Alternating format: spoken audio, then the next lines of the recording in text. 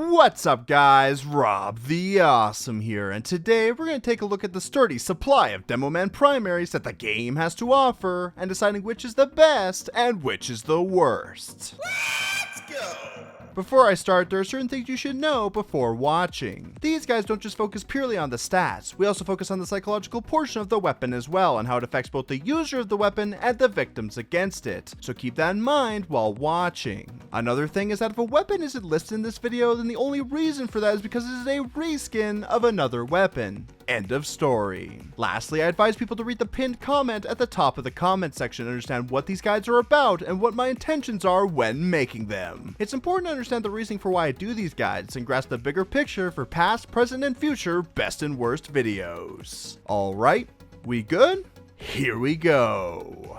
Like always, let's start with the stock grenade launcher. This beauty packs a punch. Just one grenade can cripple your enemies into uselessness and can be a deadly competitor in close quarters combat. With a total of 20 grenades at your disposal, and 4 you can load into the barrels at once, each grenade does 100 straight up damage on direct hit. If you happen to miss your shot, the grenades roll around a bit before exploding. It will instead do a maximum of 60 damage to anyone not paying attention to their feet, and the damage varies depending on how far away from the explosion the victim is. When utilized to the max, you can perform 400 damage in a little over 2 seconds, knocking down anybody except for an overhealed heavy along your drunken path. Although grenade launchers can put out fast and consistent damage output, some would say it isn't your main source of damage. With a sticky bomb launcher as part of your arsenal, grenades are there to finish off trap damage, or at least start it, as well as be utility oriented around what the sticky bomb launcher can do. Grenade launchers would be more effective in close quarters combat, getting easier hits in and more consistent damage faster, whereas sticky bomb launchers work better from a mid to farther range, charging up and trapping huge damage bombs from just about anywhere. They meet in the middle to correlate well in certain situations. Demoman primaries are key tools to make things easier both damage and utility wise for the Demoman's role. Whether you want more health, more air control, more damage, or even more ways to take obstacles down, these primaries have got your back for the situations ahead. There are many options to choose from that can give your Demoman playstyle the edge in the fight, making things easier on the battlefield, and it can be tough to decide which is more useful in the long run. But for now, we're going to put this weapon right in the middle and go from there.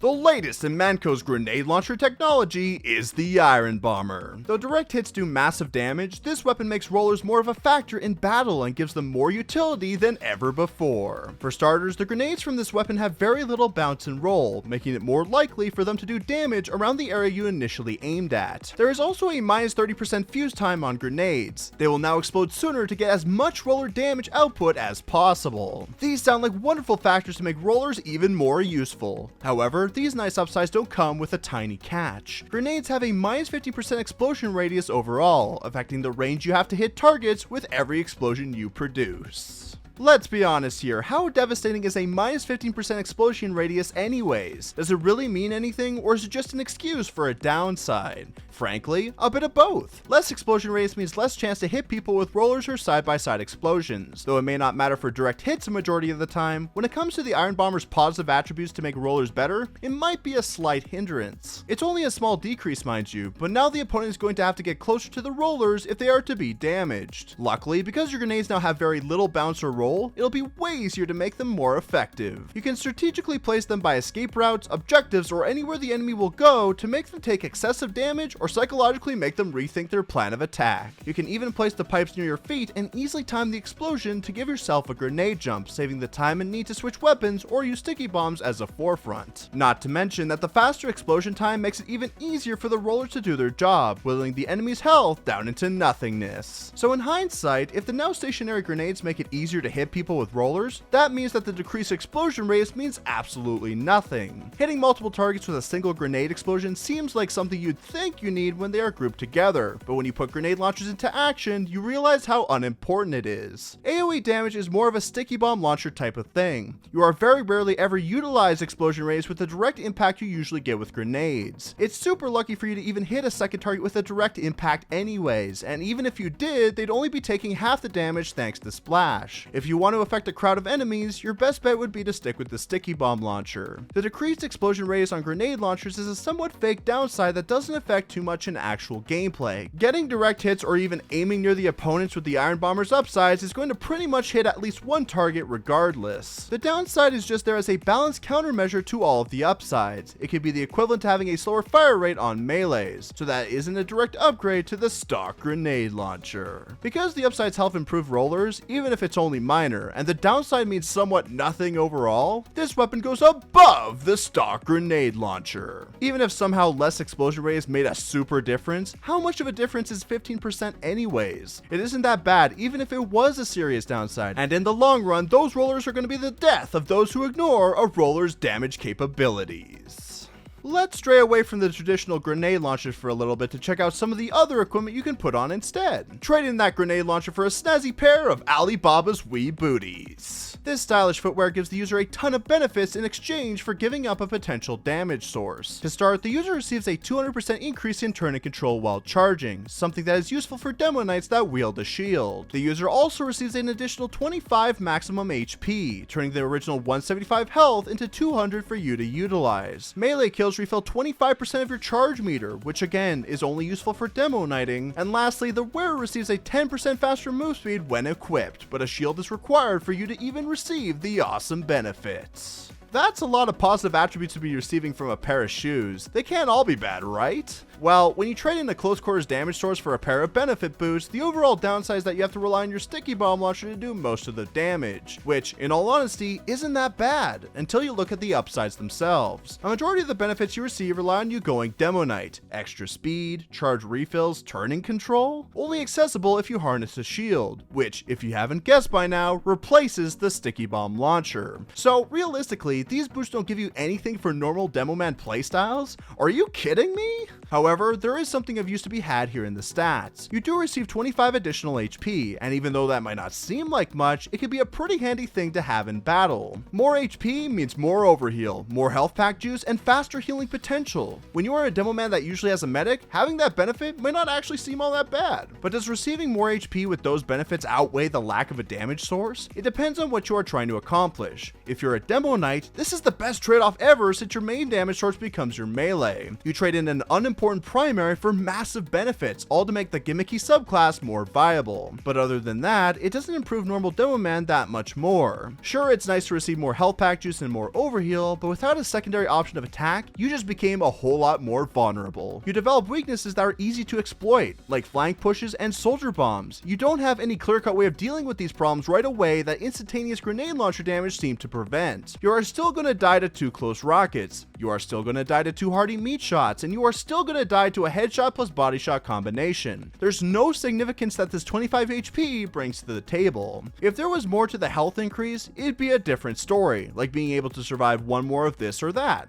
But it doesn't, so what's the point? In this case, HP increase is not worth the lack of a secondary damage option. Your original health is just fine, and adding on to the list of weaknesses just doesn't help out your game plan. Unless you're a Gimmicky's Demo Knight to receive the other benefits, or just crappy with pipe aim, then at the very least you'll get some benefit from making the switch. But when it comes to realistic Demoman playstyles, it's just not worth giving up survivability options for a small health increase. Which is ironic now that I think about it. Because of these reasons, this weapon goes below the stock grenade launcher. It's clear to see that this was for the Demo Knight. 3 of the 4 benefits revolve around him. If only the health did a little more to protect you, or if the Demo Knight was more viable, this would have made a fair and fantastic trade in the long run. Perhaps those booties aren't your style. How about giving this awesome looking Saxon Hale tested parachute a try, or as some would call it, the base jumper. This is quite literally a parachute that can be used by both the Demoman and the soldier alike. While in the air, you can hit your jump button to deploy a parachute and ease your descent, stopping any potential fall damage from taking effect. The parachute gives the user more control of where they are going in the air and more potential distance to land on. In case of danger while in the air, you can press the jump button again to put the parachute away, letting gravity take control of where you end up. And that's pretty much all there is to it. Yay? There's not much to talk about with this weapon. It's a parachute. What more can I say? But is trading in a damage dealer really worth having the base jumper? You don't get a decent benefit like more HP from the booties. All you get is more air control. Is that even important? Not really. Though it's nice to get the height advantage, raining sticky bombs on your opponents from above. When you're hovering in the air for so long, you become a sitting duck waiting to get picked off. Its only real value shines when you're sticky jumping, and even at that, it's pretty lackluster. You can either use it to soar in the air or to protect you from fall damage. That sounds nice on paper, but not in actuality. Hovering a longer distance is nice and all, but again, you are an easy target to hit in that state, and you can get to places way faster and easier with normal sticky jumping techniques. It's useless to try and go for long distance hovering unless it was for a gimmick, like demoning or caber jumping. It's just not worth it to try. Even if you did do something miraculous with it the first time, it's a one-time gimmick people will remember and easily counter for next time. But what about surviving fall damage? That's pretty handy, right? Not really. Fall damage realistically only does between 12 to 25 damage. If you happen to die from fall damage, then that's a major fault on your part and you deserve to die. The most common way to die to fall damage is from a sticky jump that was way too high up. Learn the ways of horizontal sticky jumping and you shouldn't have any problems. If falling did way more damage to you, there would be way more benefit to using the base jumper. But as it stands right now, it's nothing more than a poor man's gimmick. And even at that, the booties at least give Demo Knights way more to work with, giving more benefits for gimmicky play. Because of the lackluster benefits that get countered with proper sticky jumping techniques and the uselessness in everyday scenarios, this weapon goes below the Alibaba's wee booties. It's a parachute that only slows you down. Fall damage is so meek that it doesn't even matter whether you take it out or not, and normal sticky jumping can give you the needed distance and landing regardless to get you to where you want to go. Well, that was underwhelming. Perhaps it's best we steer away from the equipment and focus on the remaining grenade launchers. Launchers like the Loch-n-load. This oddly proportioned pill launcher adds to the weapon's potential utility and range with the perks it provides. For example, there is a 20% damage bonus versus buildings, making it easier to demolish any of the engineer's buildings with ease. On top of that, there's a 25% increase in projectile speed. Now grenades will be launched faster and thus farther to achieve hits at a safer distance. What interesting upsides. Very utility oriented to say the least. But what about the downsides? There is a 25% clip size reduction on the weapon, turning the initial 4 grenades loaded into only 3 at a time for you to use. The gun also has a minus 25% explosion rate stat that reduces the initial explosion on impact. Less people are going to be affected when grouped together. Lastly, all launch bombs shatter on surfaces, removing rollers entirely and forcing you to land direct shots for any and all potential damage. Wait, did I read that correctly? No rollers? That must be a huge downside to consider, right? Though it does seem that way, it's best we start with the upsides and work our way down. The weapon has a 20% damage increase versus buildings, a handy stat that will help in the destruction of enemy sentry nests. However nice the upside may sound, it's actually more situational than advertised. A 20% increase in damage only means that your pipes will do 120 damage to buildings. The only time the extra damage makes a difference is against level 3 buildings that have over 200 points of health. Since standard pipes do 100 damage, it'll take 3 pills to destroy the level 3 building, but with the Loch-n-load, it'll only take 2 to take it down with ease. It saves you a bit of time, and it happens so fast that the engineer has little time to react. However, besides level 3 buildings, there is no difference in the amount of pipes needed compared to the other launchers when it comes to other levels or mini sentries. On top of all that, what if the enemy team has no engineer? The upside becomes useless and a waste of space, becoming too situational to use all the time. That was an underwhelming upside, but at least it has some use. Let's move on to the 25% projectile speed. This neat upside will have you taking down enemies at a much safer distance and give you an easier time landing those quick pot shots. This is definitely something I can get behind, but besides farther and faster pipes, you don't exactly get that much of a reward to it. It seems like these upsides aren't really all that amazing.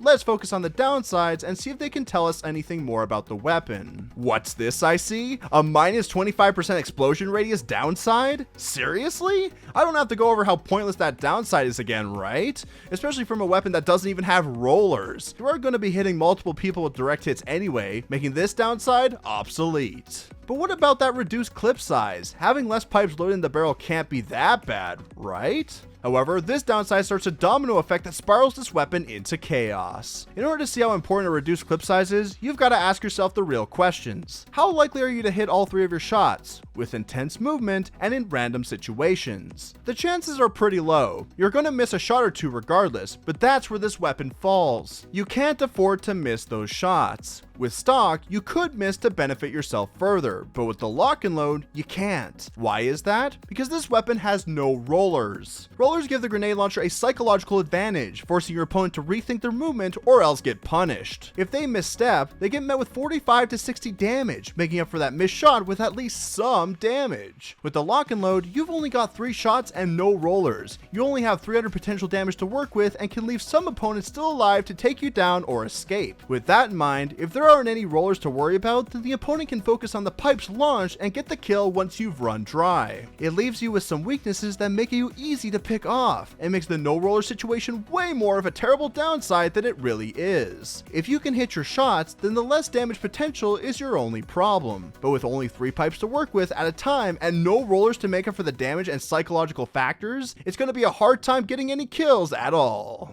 Because the upsides are situationally useful at times, but has downsides that work too well together in combat, this weapon goes below the stock grenade launcher. It certainly has its uses against sentry nests, and the projectile speed does make things safer and easier to hit, but the downsides, lower damage potential, and psychological values are too harsh to make it reliable in serious situations.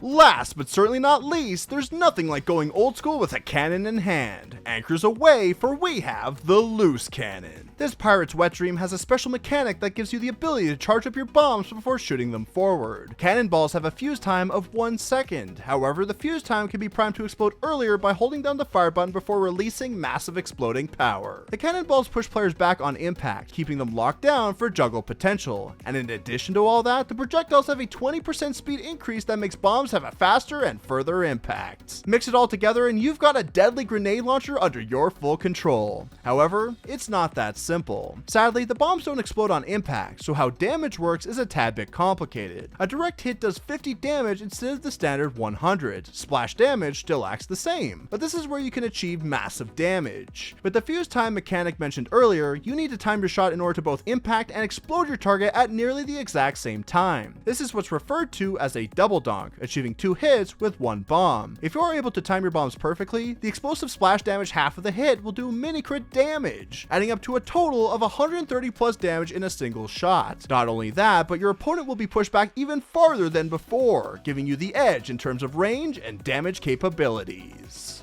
There are so many confusing aspects with this weapon. Where do we even begin? Let's start by looking at the upsides and seeing just how good they can actually be. The first thing of note is the 20% projectile speed, sort of similar to the lock-and-loads, but 5% less. Does this mean that the cannonballs go further too, landing hits at a safer distance? That would be the case if it wasn't for the not so noticeable downside hidden in plain sight, a fuse time of 1 second. The bomb only reaches so far before instantly exploding. If you want to be able to hit someone reliably, you'll need to get up close and personal. The extra projectile speed only gives you so much before it's instantly taken away, and if you thought that was bad, there's more. The other upside to this weapon is that cannonballs push players back on impact. Sounds great if the enemy can't help but pressing their forward key, but overall, it's not as good as you might think. If you only do 50 damage on impact, that's not enough to even do half a health of damage to scouts. The bombs will push them away from your designated range and help them escape. What a great upside! Not to mention, double donking only makes the escape easier to pull off, since the combination impact plus mini crit explosion will only push them back farther.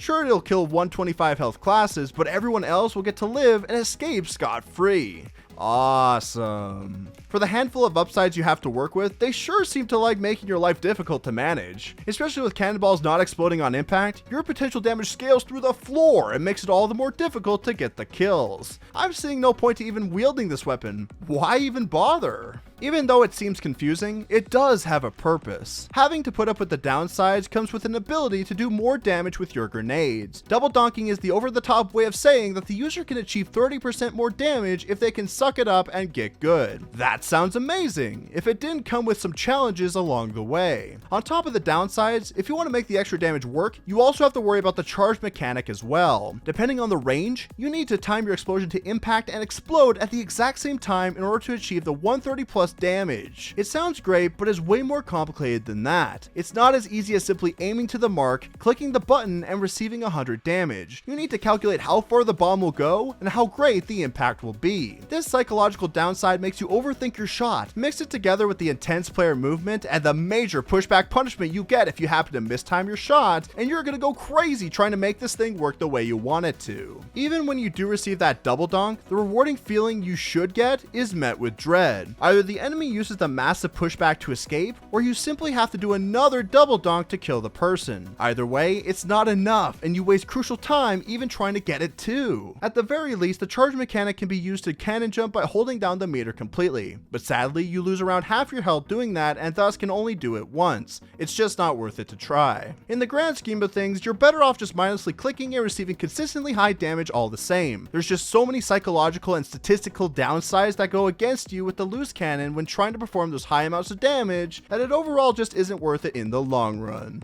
Because of these reasons, this weapon goes below the Loch-n-load. When you make the weapon work, it can do wonders in terms of damage, but in order to make it work, you need to face a ton of obstacles that the other launchers have no problem breaking down. And those are the best and worst Demoman primary weapons. Let me know what you guys think in the comments below. If you want to see more of these types of informational videos, leave a like and subscribe to let me know. Remember to be awesome, stay awesome, and to have an awesome day. I'm Rob the Awesome, and I'll see you guys later. Ciao for now. Motherfucker, I'm awesome. No, you're not, dude. Don't lie. I'm awesome. I'm driving around in my mom's ride. I'm awesome. A quarter of my life gone by, and I met all my friends online. Motherfucker, I'm awesome. I will run away from a brawl. I'm awesome. There's no voicemail, nobody calls. I'm awesome. I can't afford to buy 8 balls, and I talk to myself on my Facebook wall. You know my pants sag.